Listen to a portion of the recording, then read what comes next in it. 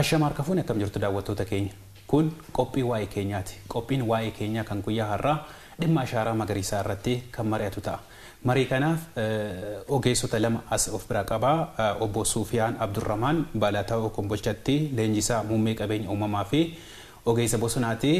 Isaan lammaffaa ammoo Obbo Abdii Umar jedhamu biiroo misooma qonnaa naannoo Hararitti qindeessa sagantaa seeftineetii fi isaanis akkasuma ogeessa bosonaati. Isa wajjin dhimma ashaaraa magariisaa kanarratti mari'ataa hanga xumura deemna. Mariisaa kan isin wajjin turamuun Haayiluu Miidhagsaati. Hanga xumura qophii keenyatti nu faana tura.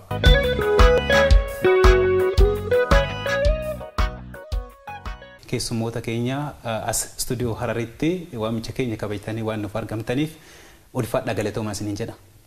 Galatoomaa waan dhaafeertaniif. Baay'ee gaariidha. Obbo Abdii isinirraa ka'aate addunyaan kun waa'ee jijjiirama haala qilleensaa baay'inaan haasofti, barbaachisummaa bosonaa kanallee baay'inaan haasa'a. Dhimma guddaa kanarratti addunyaan maaliif dhimmamtee haasofti, maaltu dhibee wanta jedhurra haa kaanuti marii keenya itti fufna. Akkuma beekamu jiruu fi jireenya namaatii fi bineensaa fi walmaanuu barbaachisu haala qilleensaa mijaawaa argatte kun hundi maalirraa ka'a dhimma biqiltuu jijjiirama haala qilleensaa yookiin climate change kennuun kana kuni maal godhaa deemaa maaltu isa kanoo nurraa ittisaa deemaa kennu deemee bosonni manca'insi dabalii uummataa jira humni dabala bosonni dur parsantaan akka addunyaa beekamu bifa sadarkaa Afrikaattis gabbu'aa deema Itoophiyaa ogguu dhufu Afrikaarraa gosa fi bineensota illee addarra jirti biyyi teenya saniifuu maali uummanni keenyaas dabalaa jira uummanni dabalaa jiru dhufuun kun maal godhaa deema bosona tana mancaasaa deema kuni maal fidee deemee jijjiirama qilleensaa gammoojjummaa babal'ataa deemu kun deemee karaa hongee rakkoo midhaan nyaataa hir'ina midhaan nyaataa keessa galuu mala saniifuu akka waliigalaatti wanni akka rakkoo ta'e akka addunyaatti ammoo jijjiirama qilleensaa hundi fala tokkoffaarratti manca'insa biqiltuu wajji wal qabatee kan kaa'urraa jechuudha. Bosonni yeroo ammaa eessa jira? Bosonni guddaan addunyaan abdattu tropical rainforest kan jennu kana sarara dugda lafaa kana gad kan jiru akkasumatti naannoo Afrikaa naannoo Laatiin Ameerikaa kan qaxxaamuree akkasitti jiraataa ture. Akkuma Obbo Abdiin jedhan baay'inni namaa heddummachuudhaan namni heddummaatu kun jireenya isaa qonnaa fi haala hunda mijeeffachuudhaaf bosona kana ciraa jira. Akkasumatti gara Itoophiyaatti soggaa dhufne bosona lafa gammoojjiitu jira. Akkasumatti bosona lafa baddaa fi badda dareetu jira jechuudha. Yeroo ammaa kanatti bosonni ni jira kan jedhamu lafa badda daree kana amma namni keessa qubachuudhaan ooruudhaaf yookaan lafa qonnaatiif fayyadamuudhaaf akkasumatti ammas jaarmayaa fi waan adda addaatiin fayyadamuudhaan hedduu gabbuusaa jira jechuudha. Bara 40-50 dura bosonni biyya tanaa parsantii 40 ol ture amma haala amma jiruun parsantii 10 gaditti gabbu'ee jira jechuudha. Saniif bosonni yeroo ammaa kana akkana gabbu'ee jiru kana biqiltoota dhaabuudhaan bakka buusuu qabna. Akkasumatti yeroo biqiltuu jennu biqiltuu qofaa miti. Biqiltuu yookaan bosona jechuun bosonni biyyee wajjin wal qabata. Obbo Abdii Itoophiyaan initiatiivii ashaaraa magariisaa kana jalqabnee jirra amma gara waggaa 3-4 deemaa jirra. Haala qabatamaa amma jirruun jechuudha. Keessayyuu amma as hargaa jirra. Hargeewwan lamaan haalli teessumni lafa isaanii jira baay'ee rakkisaadha. Isaan kunniin biyyoollee qilleensaallee akkam ture maal fakkaataa ture haala isaa haalaan lutee achiin booda ammoo fooyyee hojiin ashaaraa magariisaa kun isaan illee jalqabamee jira naannoo Harargee kanatti inni kun mee hammam tokko fooyya'insa nuuf fidaa jira inisheetiiviin ashaaraa magariisaa kun wanta jedhu. Dur akka abbootii keenyarraa dhagaa jirrutti waggaa 40 50 60 dura laftee Harargee sirriitti bosonaan uumamaa turte jechuudha. Maali amma heddumina lafaa akkuma reefu kaasnee ture sanatti Harargee irratti irra mul'atee jira jechuudha. Dabalii asitti namni dabalee jecha gara iddoo biraatti illee naannoo Oromiyaa keessa bifa ittiin qubsiisanii maal godhan iddoolee namni irraa keessa irratti istiraakcharoota adda addaa dalagu. Kun maal fide bosonni manca'uun kun biyyoon dhiqamtee galaanaan dhiqamtee oomishni midhaanii haalaan gad xiqqaachaa ture jechuudha. Kun deemee maal godha hanqina nyaataa nama qunnamuu mala. Harargeen akkuma beekamutti akka sagantaa seeftineetii keessaas hammatamtee jirti jechuudha. Kun hundi maal wal qabate jechuudha. Manca'iinsa bosonaa kan ture kanarraa ka'ee miidhaa dhufteerra jechuudha. Maal godhamee kuni namni akka biyyaatti namni guda balegaa maal deemee dhiphina lafaatu si qunnama. Lafti bal'oo jira jechuudha akka Oromiyaatti. Sanirraa ka'ee Harargeerraa dura namni ka'ee qubsumaan gara Wallaggaa gara Shawaa kan geeffamee ture. San maal godhame banaan dhiisne jechuudha. Iddoon namni irraa buqqeessee irratti istiraakcharoota adda addaa lafa. Kanaafiyyuu rakkoon sun akkasumatti qilleensa irratti wanta haasa'amu osoo hin taane wanta qabatamaan qe'ee isaanii dhufeete jiruuf jireenya isaanii irratti dhiibbaa uumee ture jechuudha. Haalaan jechuudha. Kuni rakkina yoo sirratti ijatti waan agartu akka rakkoo itti himuu dandeessa jechuudha. Fagoollee deemuus hin barbaachisu maal qabatamaan ijaan agartu jechuudha. Manca'iinsi bosonaa eessarraa deemee akka lubbuu nama dhuunfaa tokkotti mana nama dhuunfaa seenutti hangas takkatti jechuudha. Kun deemee nyaata madaalamee hin arganne akka biyyaatti deemtee parsantii 22 irra jira jechuudha. Hanqina nyaataati wabii nyaataati jechuudha biyyi teenya. Saniifuu kun deemee amma akka carraatti laallaa jechuudha. Egaa inisheetiiviin ashaaraa magariisaa kun dhufe biyyoo fi hidhamiinsi biyyoo fi bishaanii kan ammaan dura daaggoon adda addaa dalagamaa ture. Harargeen akka fakkeenyaatti illee kakaa turte akka Oromiyaatti akka biyyattiitti illee jechuudha.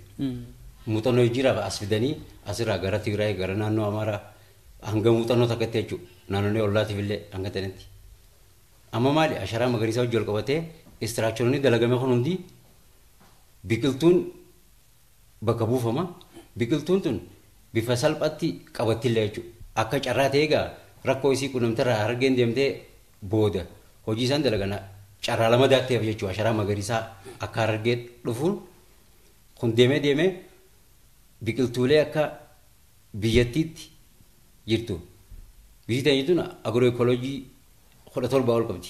Akka qorannoo takka ibsututti Dr. Azzaanee Baqalalleen akka ammaan dura hundiyyatti. Sanirraa Harargeen takka jechuudha.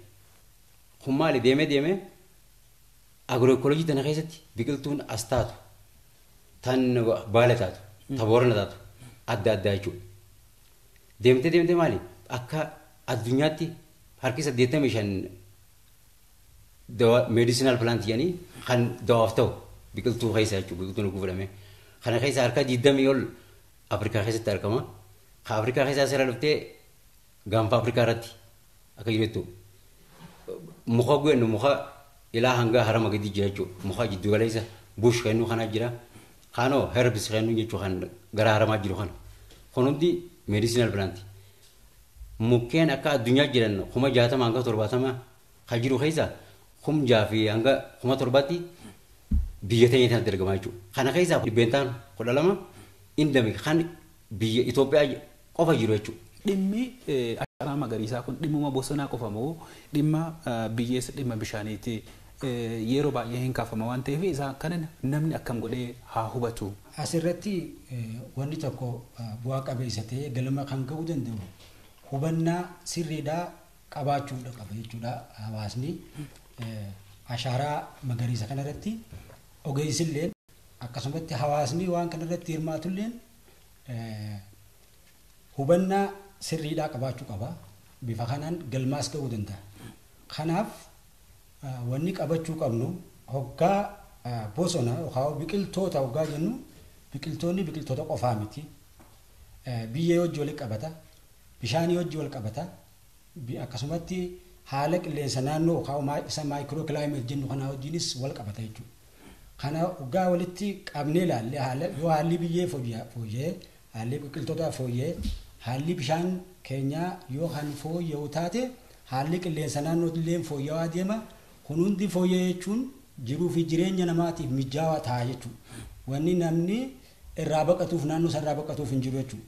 Yoo facaafne biqilee oomisha gaarii kenna. Yoo keessa jiraanne jireenya keenyaaf mijaawaa ta'a. Akkasumatti jireenya bineensota bosonaatiif illee mijaawaa ta'a. Kana qabannee oomishaa fi oomishtummaa keenya daballee midhaan nyaataatiin if dandeenyee fuulduratti tarkaanfachuudhaa wajji wal qabatee ilaalamuu qaba jechuudha. Malee biqiltoota bareedinaaf yookaan hoomaadhaan baanee dhaabnee biraa gallu ta'uu hin qabu jechuudha. Bifa kanatti akkanatti wanni afran kun wal qabata. Wanni afran kana hubannoo kanaan kaka'umsa cimaadhaan ashaaraa magariisa kanarratti hawaasni keenya bobba'uu qaba. Ogeessitoonni illee uummata si'eessuudhaaf kakaasuudhaaf bifa kanaan orientation yookaan awareness yookaan maal jennaan hubannaa kana osoo bakka biqiltuun dhaabbattutti hin baane jalumarraa kennanii fi miira kanaan yoo kattisasu waan taate abbummaalleen itti dhagahamaa akkasumatti kunuunsa fuulduraatiif illee ciminaan itti fufuun danda'ama. Kanaaf jecha waan kana hunda walitti qabsiifnee bakka takkaatti ija takkaan laallee humna takkaan itti ka'uu qabna yaadachuu qaba. Mee obbo Abdii gara keessan haa dhufuuti. Ashaaraa magariisaa kanaan uummanni bal'aan sadarkaa Oromiyaattis Harargee lamaanittuu bahattis lixattis jechuudha. Biqiltoota baay'eedha bahameeti kan dhaabamu jechuudha. Kanaafiyyuu isaan akkamii irratti fokas godheeti yookaan ammoo xiyyeeffatee uummanni kunniin haa dhaabu. Gubbuma rakkoo qaba inishitiiviin kun ashaaraa magariisaa jennee yeroo dura jalqabu bara 2011tti jalqabee dhibbeentaadhaan kaya. Parsantii meeqaatu muka ta'a? Parsantii meeqaatu mukni kun kan nyaatamuu fi kan qaba jechuudha. Dura yeroo jalqabu parsantaa 40 muka gaaraa, parsantaa 60 immoo muka nyaataaf ta'u yookiin furuut kennuu kana jechuudha. Dafee namaas dhaqqabu. Maaliif boobii midhaan nyaataa wanta godhachaa jirra sanii bakka buuf. Waggoottii irraa jalqabee parsantaan 40-60 kan ture san parsantaa 30 muka, parsantaa 70 immoo biqiltuu hamaasii fi ooruu keessa dhaabbatee qotee bulaan dafee ittiin fayyadamu jechuudha. Kun fakkeenyaaf nuti akka naannoo Harariitti inishetiivii bareedaa tokko jalqabnee turre hoggantoota biiroon qonnaa teenya akkuma carraa ta'e kabajamtuu aadde Misraa Abdallaa Jamtee itti aantuu pirezidaantii naannoo teenyaatiin hoogganamtii jechuudha biiroon teenya. Saniifuu maali wanni fookas irra godhaa jirru biqiltoota tokko tokko kan badan indijiinees kaya jechaa turre san reefa biyya keessaa jechaa. Kun maali dhukkuba biraa egzootik kennu kan saayilanii dandamata indijiinees mukni jedhamu kun jechuudha. Mukkeen alaa dhufan kun kanaas irratti dhiibbaa iddoo kan finnetti bifa ittiin iddoo biqiltuutti ittiin deebisnee achirratti kunuunsaa jiru jira jechuudha. Hawaasni kaqee dhaabuu jira muka gaaraa qofaa miti kan dhaabaa jirus jechuudha. Muka gaaraa qofaa miti biqiltuu nyaatamu irratti parsantaan guddaan kan nyaatamu ta'a jechuudha. Kun akkanaan osoo jiruummaa akka yaadaatti wanni nuti booda akka seektarattis akka ogeeyyoottis wanta gurguddaan maali biqiltoolee jennu tana yoonii fi kanuma nyaatamu qofarrattis fookas goone kan dawaa jira. Haree fenne san dawaa oomishamu akka addunyaatti parsantaan guddaan harka 20 ol biqiltuu hayyamurraa keessa jira jechuudha. Bosonni muka gurguddaa qofa miti. Gammoojjis bosonaa jira. Hundi agirooekoolojii reefu fenne jira. Kun maali akka isteepisaatti ka gammoojjiitis bosona gammoojjii ta'a isa irratti qorannoon gaggeeffame mukkoota ni badan jennu. Ispeeshii akka addunyaatti indamik taate kabiyyateen jirtu biqiltuu ispeeshii gosa 120 badee jira jechuudha. Tiriitiin tataate jechuudha hangammaa. Saniifuu maali? Kadeemu haree fachaa ture san humjaan gahuma torbaa kan san hirrisaa deemaa jechuudha. Yoo nuti bifa ittiin qorannoo ittiin nama jaartee ittiin deebistuu taate jechuudha. San bira qottee biqiltoota tokko tokko kan alaa dhufuu jira. Kun maal godha? Biqiltuu duraan jirtu sana fa'aa kan miidhaa deemuu jira. Kanarrattis yuunivarsiitiileen jiran akka biyyaatti qorannoo mataa isaanii gaggeessuu qaban ta'e tokko yaada kaasooleeti. Baay'ee gaariidha obbo Sufiyaan dura obbo Abdiin akkuma kaasaa turanii dhiibbaan jijjiiramni haala qilleensaa kun biyya kanarraan ga'e asumatti akka fakkeenyaatti illee harargeewwan lamaan kana keessatti geessisaa ture kan beekamudha. Uummata naannoo sanii godaansaa kan ture jechuudha. Amma inisheetiivii yookaan tarkaanfii ashaaraa magariisaa kana biqiltuuwwan adda addaa dhaabamaa jiranii. Kanaafiyyuu uummanni naannawa kanaa rakkoowwan kanaan dura ture kan ijaan arge kanneen xiyyeeffannoo keessa galchuudhaan hubachuudhaan akkaataa kamiin biqiltuuwwan dhaabaa ture kanneen haa kunuunsuu wanta jedhu irratti. Biqiltoonni akka daa'imaniiti jennee jirra. Daa'imman eega dhalatarraa hanga guddatanitti kunuunsa adda addaa isaan barbaachisa. Namni kunuunsaa san qabatee deemu hawaasa abbaa fi haadha daa'ima saniiti. Akkasumatti hawaasni keenyalleen abbummaadhaan waan san itti fufsiisuu danda'u qaba. Maaliif amma yeroo gannaa kana ni dhaabama biraa galama eega biraa galame booda abbummaadhaan kan jalaa haramu kan yoo gartee dhukkubni adda addaatti dhufe dawaa adda addaatiin kan kunuunsu loonii fi waan adda addaa akka hin balleessine kan irraa eegu hawaasa kana jechuudha. Kanaaf ogeeyyootiin naannootti jirtu bakka adda addaatti jirtu abbummaa abbaatti godhanii jechuudha. Hawaasa sanirraa ta'uu danda'a, biiroo qonnaatirraa ta'uu danda'a, abbummaadhaan itti kennanii lakkoofsaanillee adda hiranii wanni san fiinxa bahuu qabdi.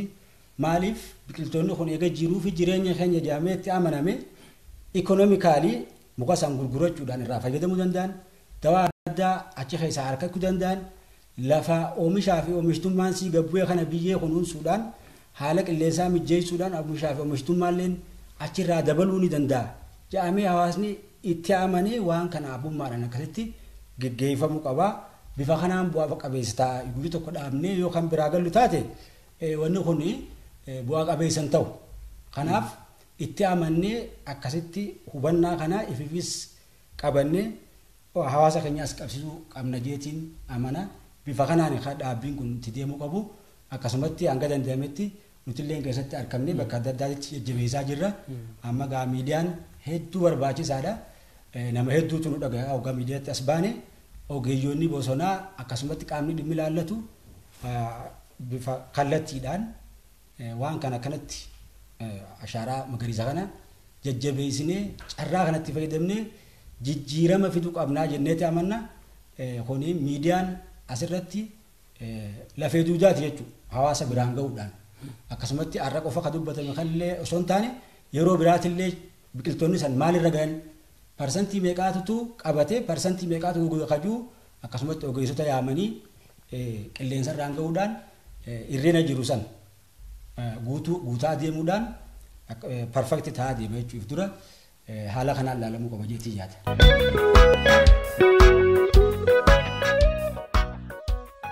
Mee obbo Abdiis irratti wanti dabaltan keessayyuu uummannis mootummaan illee maal gochuu qaba kunuunsa biqiltoota dhaabamaa jiranii kanneen irratti maaltu ta'uu qaba wanta jedhu irratti yaada keessan dabala.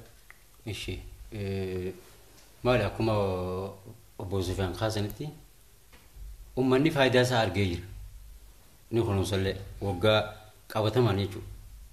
Fakkeenyaaf caamsaan dheeratee ture barana akka biyyaatti caamsaan dheerate kun maali godhe sababa biqiltuu kanaan sulleen adda addaa jira kan pirooyitii adda addaa dalagamu kan hawaasaatti wanta ta'e jiru jechuudha.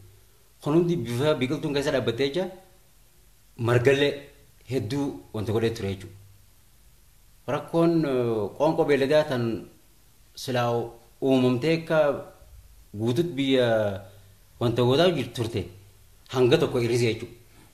Saniifuu faayidaa biqiltuu dhaabuu tan isii haala qilleensaa akka reefu durseen isaan qofa osoo hin ta'in achirraa illee bifa biqiltuu tanaatiin margi adda addaa citaan mayiree hawaasni irraa argachaa jira jechuudha. Sulloota adda addaa kan mee wanta ta'e kanarraa Kanaafuu bu'aan isaallee bu'aan isaa qabatamaan uummanni qabatamaadhuma argaa jira. waan argee jira jechuudha. Kunuunsulleen akkasumatti. Bu'aawwan argamaa turan kan namni haala qabatamaadhaan akkamitti argaa jira keessayyuu isin ogeeyyoota bosonaati yommuu deddeemtan bu'aawwan akkamii qabatamaadhaan uummanni argaa jira. Muuxannoodhuma naannawa Harargee kanaan. Muuxannoo akka Harargeetti immoo irra guddaa sululleen kameeranii jira. Sanirraa haamanii akka Harargeetonni beekamu maal horiin gadi dhiifamu hidhanii fa'aa horii gabbisuu jira iddootti. Saniifuu haalaan haala mijaa'aa jechuudha. Marga kana takkaawwa citaa haamanii sulularraa horii hidhanii nyaachisan kanaaf. Lafti waan dhiphoo ta'e jecha dilas miidhaa akkasitti illee bakka itti gad dhiiftee takkaawwa horii tiisifattu waan hin jirre jecha qabatamaan wanni jiru horeelee adda addaa tajaaramtu jira. Taburoota adda addaatiin ijaaramtee jirtu. Kun maal gooti seera qophaa'uuf jira jechuudha. Qotee bulaan seera ijaarame kana yookiin baay'iloo kennuu kana jechuudha. Hangam takkaatti fayyadamaa jaamee seera dambii wayitana jira bifa saniin sulla kanarra illee citaa marga wanta kana bifa ittiin haamanii horii isaaniitti fayyadamu godhanii jira jechuudha. Saniifuu hawaasni qabatamaa waan argee jiru jechuudha. Dhaabbileen barnoota olaanoo kanneen dhimmoota kanneen irratti xiyyeeffatan kan akka Haramaayaa maal gochuu qabu? Dhimmi kun dhimmuma uummataa fi mootummaa akka hin taane dhaabbileen barnoota olaanoo kunniin gama qorannootiin, gama deeggaruutiin, gama hubannoo ol kaasuutiin maal fa'aa irratti xiyyeeffatanii hojjechuu kana dhimma kanaan wal qabateeti? Okay. Dhimma gaariidha. Asirratti yuunivarsiitota jiranis ta'anii kolleejjoonni akkasumatti dhaabbileen mootummaadhaa kan akka gartee biiroo qonnaa kun qindoominaan hawaasa kanaa wajjin hojjechuu qaban. Fakkeenyaaf amma Haramaa yuunivarsiitii yoo fudhanne akka Afrikaatti ispeeshaalaayiz godhee kilaayimeet cheenjii irratti hojjetaa jira. Barattoonni addunyaarraa iskoolaarshiippiin kennamee fi kilaayimeet cheenjii kanarratti asitti leenji'aa jiran beektaas guddaa qaba, ogeessotaas qaba. Bifa kanaan gabbahee hawaasaa wajji qindoomee irratti hojjechuu qaba jechuudha.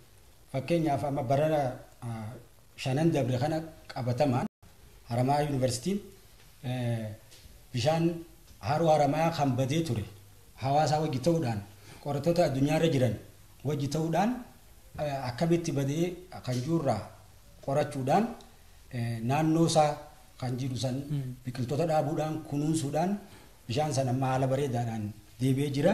Eega deebi'ee boodallee akkasumatti irratti hojjechaa jira. Carraa kana itti fayyadamuu qabna. Hawaasni illee dhaqee asirratti maal nu gargaartan? Gaara akkanaa kunuunsuu deemna. Bishaan akkanaa kunuunsuu deemna. Maal nu gargaartanni yuunivarsiitiin kun keenya jee gaafachuu qaba. Anangaan harketti amma amata lameen kana kabajamoo pirezidaantii yuunivarsiitichaa obbo Jaal waan kanarratti xiyyeeffannaa kennee hojjechaa jira. Hawaasa naannootii wajjin ta'etillee akkasumatti hojjechaa jira. Bifa kanaan Haramaa yuunivarsiitiinis kolleejjiin Kombolchaatis dhaabbileen biraatis biqiltoota kana maqaa isaaniitiin lakkaa'anii fudhatanii bajannis waan qabaniif ogummaas waan qabaniif hawaasaa wajji ta'anii lakkaawanii fudhatanii yookaan akkuma saayitiittuu fudhatanii maqaa isaaniitiin kunuunsanii akka hawaasni kun itti fayyadamu fakkii ta'uu qabaniin jaa gabba'uu qabaniin jaa isaanillee akkasumatti irratti hojjechaa jiraachuu ni beeka. Amma dura horee bishaan Haramaa kana deebiftu kolleejjii Kombolchaatii fi Haramaa yuunivarsiitii wajji ta'uudhaan qindoominaan hojjetamaa ture. Amma cimeeti itti fufuu qaba.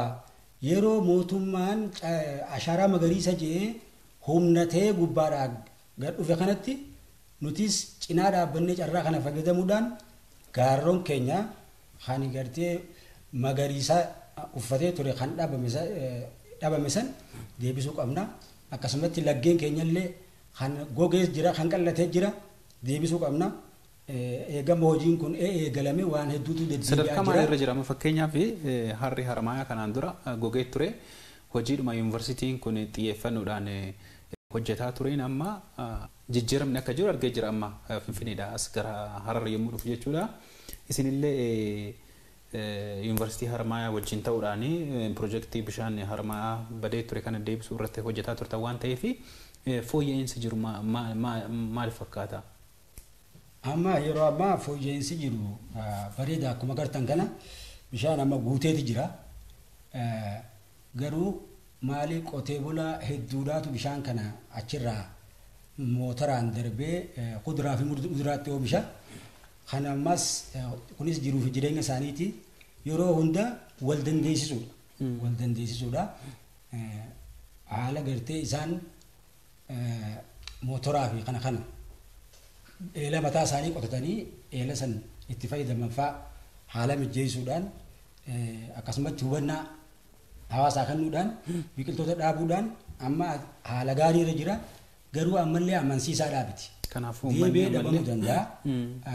Haramaa yuunivarsiitiinis ta'e hawaasni ija kanaan jala deemachuu qaba. Uummanni illee osoo miidhamne qabeenyi uumamaa kun illee osoo miidhamne wal dandeessisuudhaan kompromaayiz godhanii itti deemuudhaatu barbaachisa.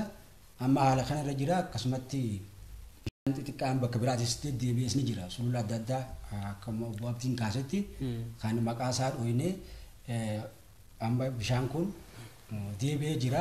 Akkasumatti karoora guddaatu jira jechuudha qindoomanii hojjechuu irratti. Kan ammoo cimee itti fufuu qaba.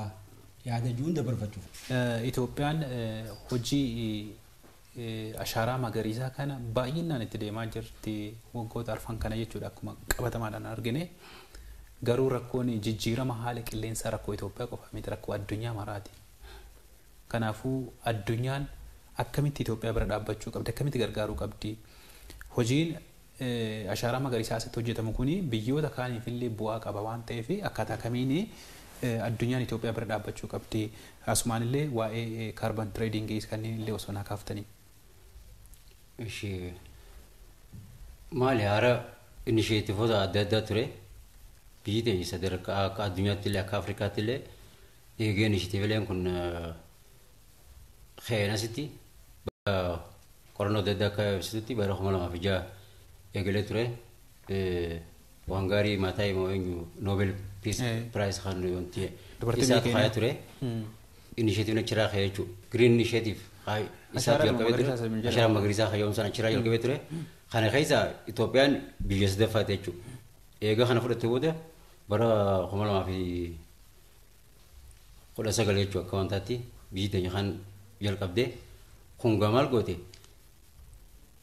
biyyoota Afrikaa kan jiran kanallee biyyoota 20 biraan geessisteeti inisheetiivii akka AU'n keessa jira Neepaal maal akka Afrikaatti mariin kaayamee jira isa irraa ka'aniiti isaan yoo xiqqaate lafa Afrikaa tana hektaara miliyoona 100 akka kafar goonaa ta'e turraa jechuudha.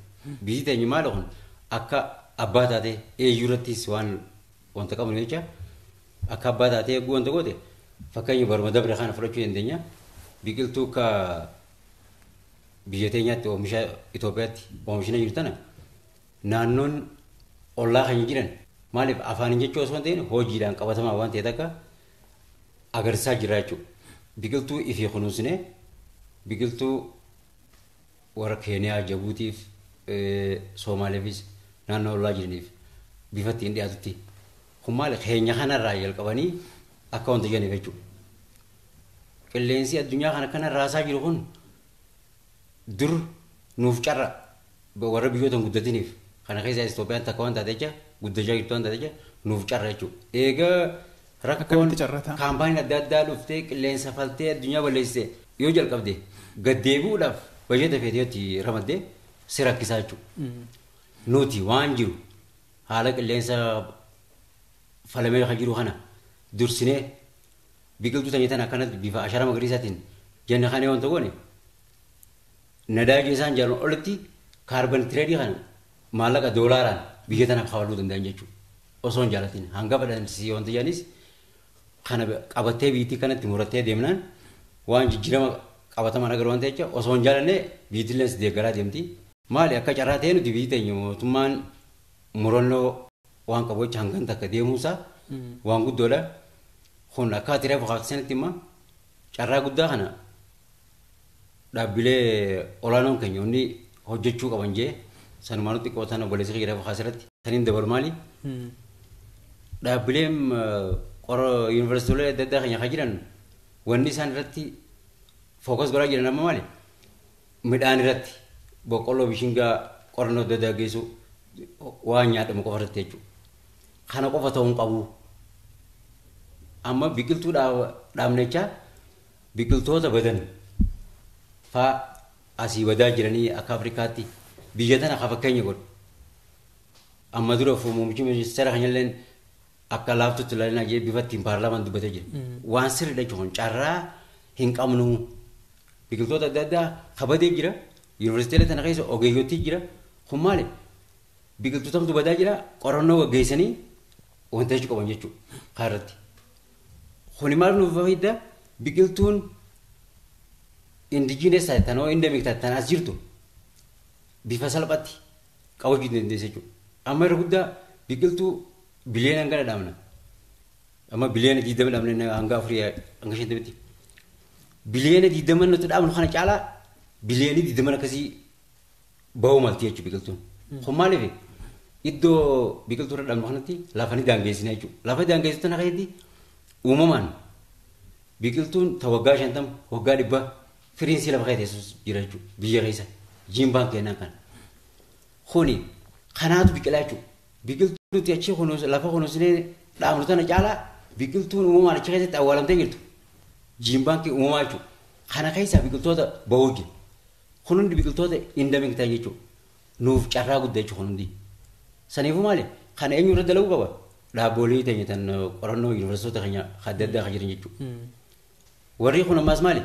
Bifatti biqiltuun takkaa'oo bosontii jirtu qofatti dipaartimentii takkaa'oo foorestirii haja'u kana banuu osoo hin ta'in gammoojjiinis wanta sii qabdi keessaa akeeshaan akka wala ispeeshii hedduu jira jechuudha. Akeeshaa qofannee biqiltuu gosa qabarane 16 hanga 20 jira akeeshumaan qofa. Kun irra guddaan isaa jira gammoojjii keenyatti argamaa jechuudha. Mukkeen irra guddaan dawaan isaa argaman gammoojjiitti jedhanii. Kun yuunivarsiitiileen teenya warri gammoojjii jiranis kaarratti xiyyeeffannoo kannanii carraa amma arganne kanaan kanarratti qorannoo akkuma bishingaa boqqolloo goonu kanatti mukarrattis goonee waan haamu qabu takka teettuun qabaachuu. Gaariidha mee obbo Suufiyaan Itoophiyaan osoo walirraan dhaabiin waggaa waggaadhaan hojii ashaaraa magariisaa kana baay'inaan hojjetaa jirti. Inni kun hiika akkamii qabaata? Keessayyuu addunyaan yeroo ammaa kana rakkoo nageenya biyyattiin keessa jirtu xiyyeeffannoo keessa galchuudhaan hojii kana dhaabaati hojiidhuma nageenyaa kanarratti xiyyeeffadha jetteetti dhiibbaa uumuu itti fuufte addunyaan tuni keessayyuu warri lixaa kun jechuudha. Kanaafiyyuu Itoophiyaan osoo walirraa osoo addaan hin kutin itti fuufuun kun hiika akkamii nuuf qaba nu akka uummatatti akka biyyatti? Okay. Amma asirratti kallattii lamaatu jira jechuudha. Addunyaan intarastii isii jala deemti. Namu fedhii isaati qaba jechuudha. Fedhii milkeessuuf qabu dubbata sanirratti dhiibbaa godha jechuudha. Kanarraa ka'ee amma Itoophiyaan lola duraas yeroo lolaatis biqiltoota kana yeroo haa kunuunfamu jettu addunyaa wajjin wal qabatee osoo hin ta'in haala jiruu fi jireenya babal'ina gammoojjiidhaa hirrii dhabamiinsa bishaanii faalamuu haala qilleensaa kan lammii siiti irratti dhiibbaa fidaa jirurra dhaabbattee intarnaali jechuudha. Kanarra dhaabbattee ineeshibitii kana fudhattee itti hojjechaa jirti. Kanaaf kun dhimma jiruu fi jireenya hawaasa keenyaatirraa kaatee mootummaan keenya ejjennoo sana qabatee itti deemu jira. Kuni waan addunyaarraa waa eeggattuu miti jechuudha. Saniif jecha waan if duuba deeba addunyaan iyyitee addunyaatu oo'ee addunyaatu akkana jaamee waan if duuba deebamuuti. Tokko karaa lamadaatiin addunyummaan tunuu warreen gartee magariisa ashaara magariisaa kana biqiltoota kana dhaabuu irratti Itoophiyaa fakkeenya godhattee sagalee isaanii warra dhageessisuutu jira. Amma ani fakkeenyaaf biyya tana keessatti daayireektara NGO Target Humanitarian Assistance Canada Association jedhamu daayireektara biyyattiidhaati. faranjoota hedduu wajji wal garraa. Isaan kun maali? Haalli jireenya biyya tanaa fooyya'ee namni midhaan nyaataatiif danda'ee misoomatti itti tarkaanfachuudhaaf biqiltoonni kun dhaabamuu qaba warra juutu jira. Sanis intarastii mataa isaanii irraa kaaniiti. Kanaaf amma eksternaalii waan jirus laallee biyya keessaas rakkina jiruu fi furmaata jirurra dhaabbannee kana wal simsiifnee addunyaa dura dhaabbannee fuula duratti tarkaanfachuu qabna jechuudha. Kanarraa ka'ee gama alaatii Itoophiyaan lafa bal'oo qabdi, humna namaa hedduu qabdi, akkasumatti lafa bosona dhaabuudhaaf ta'us qabdi jechuudha. Kuni carraadha. Yeroo akkuma obbo Abdii Reefu jedhan sanitti biqiltoota tokko dhaabnee dameensaa bal'atee hanga tokko indeeksi jedhaniin kaarban indeeksitu jira. Bifa saniin addunyaa tanaaf bu'aa buusa jechuudha. Kaarban isaan industirii fi makiinaa isaaniitiin baasan mukni nuti har'a asitti dhaabnu kun mukni nuti asirratti dhaabnu kun kaarban isaanii san abzoorbi godha. Sani harkisa jechuudha. Irrisa jechuudha qilleensa keessaa. Kana jechuun amma addunyaan tun ifiifuu rakkina jijjiirama qilleensaa warrummaa lixaa ka jennu warrummaa weesternii ka jennu kun rakkina guddaarra jiran mataa isaaniitiif. Biqiltoonni nuti dhaabnu kun rakkina isaanii san irraa irrisaa deema. Fakkeenyaaf har'a Faransaay yoo laalle torbaan lameen dabre kana Poorchugaal yoo laalle akkasumatti biyyoota Ispeen yoo laalle warra weesterniidhaati warra dhiibbaa adda addaa kana haasa'u. Garuu ibiddi sababa oowwii dabaluutiin jijjiiramni qilleensaa kun haala haaraa isaanirra fiduudhaatiin bosonni hektaara 1000 gubachaa jira. Osuma teekinooloojiis qabanii osuma qabeenyaas qabanii ibidda san to'achuudhaaf hangam maatiitti hin dandeenye torbaan lama guutuu jechuudha. Kanaaf kun isiniifis deeggarsaa jennee keessaafuu warri miidiyaa kun piroomoot godhuu qaba waan takka waan ofii abbaatu himata. Kana qabna jee abbaatu kunuunfata warri miidiyaadhaa aktiivistoonni keenya siyaasaa qofa ololuu osoo hin ta'in akkasumatti waan gartee gama ashaara magariisaa kanaan addunyaarra dhaabbattoota jiru wajji wal qunnamtii uumnee yuunivarsiitii alaatii wajji hayyoonni keenya hayyoota alaatii wajji akkasumatti waan hojjechuuf jirru kana viidiyoodhaan footoodhaan qabatamaan akkasumatti qorannoodhaan dhiyeessinee fi bifa nuti isaan mo'achuu dandeenyu irratti negoosheet godhuu qabna jechuudha. Bifa kanaan yoo sossoone keessaafuu miidiyaan zamana kanatti waan guddoodha hojjeta. Baay'ee gaariidha. Yaanuma sagantaa akkanaa tana sagantaa environmentii jee amma TV'n kun TV'n yookaan OBN's ta'e sagantaan environmentii kun dhaabbataan yeroo xiqqoo takka kennee addunyaaf itti beeksisee bifa kanaan piroomoot yoo godhe addunyaan waan nuti jennu kana fudhattee qabeenyallee guddaa doolaaraan nu gallakkisuu dandeesse jechuudha. Anillee amma dhaabbata kaniin amma hoogganaa jiru keessatti waan akkanaa kana hedduun negoosheet godhaa jira. Abdiitu jira. Cimnee fuuldura itti deemuu qabnaa yaadachuu qaba. Baay'ee gaarii nammee obbo Abdii yaada kana irratti waa dabalaate sagantaa keenya haa goolabnu. Ishee akkuma obbo Sufyaan jee waan sirrii kaasan keessaafuu asirratti dhimma ashaara magariisaa inni eeguu haasnu kana miidiyaan ififuu mootummaaf rafaadha jedhamee jira. Maali? Miidiyaan kan hojjechuu qabu jechuudha. Jijjiirama waggaa 4 ashaara magariisaa akka biyyattiitti jalqabame kun eessarraa ka'ee dur maal ture amma eessa jira miidiyaa dalaguu qaba jechuudha. Amma keessaafuu maali? Miidiyaan hanga tokko qofaatu hojjechaa jira malee kuni akkuma baleessa jedhu Sufyaan kaasanitti dhimma jiruu fi jireenya hawaasaati jechuudha. Akka reeffanne kaarban tireed kaayenne san piroojektota tokko tokko nama seenaa jiran biyyattii warri walsarnii kana ture reeffanne san jiru osoo hin jaalatin jijjiirama qilleensaa hafidee kun maal godhaa deema bifa piroojeektiin as seenee kanuma gurgurachuu jechuun asii hawaasa kan jijjiira doolaaraas naqaa jira jechuudha. Xiyyeeffannoo guddoo wanni akka nuti ogeessaatti kan maali miidiyaaleen keenya kan jiran kan biyyattii gabbu'anii roga jiran jechuudha. Qabatamaan haala lafarra jiru laalanii hangan takka elloo honiifuu hojiidha. Wanni miidiyaan mootummaaf rafaati jeen akka mootummaa gargaaruuf jechuudha. Kun gabbu'ee waan haala qabatamaan jiru hawaasa keenya biratti riikardi godhee dookumantarii adda addaa irratti dalagee wanta godhu amma irra guddaa akka biyyattii waan jiru malee piroojektootaa fi piroogiraama adda addaa nuti waan piroogiraama irra hojjennu jenna dookumantarii dalaynee miidiyaa fi yaamanna jechuudha. Miidiyaan hojii kiyya jee gabbuu eeffeetti akkasitti hojjechuu qabateetu irra dabalaa. Obbo Sufiyaan Abdurrahmaan Balataa Kombolchaatti leenjisaa muummee qabeenya uumamaa akkasumas biiroo misooma qonnaa naannoo Hararitti qindeessaa sagantaa seeftineetii fi isaanis akkasumas ogeessa bosonaati asitti argamtanii dhimma ashaaraa magariisaa kanarratti yaada bal'aa waan nuuf kennitaniif ulfaadhaa galatoomaa isiniin jedha. Galatoomaa. Hayyee daawwattoota keenya nutis mariin sagantaa qophii waa'ee keenyaatiin dhimma ashaaraa magariisaa irratti xiyyeeffachuudhaan istuudiyoo keenya kan magaalaa Hararitti argamuudhaan taasifne kanuma hanga ammaa ture. Mariisaa kan isin wajjin ture ana Haayiluu Miidhagsaati.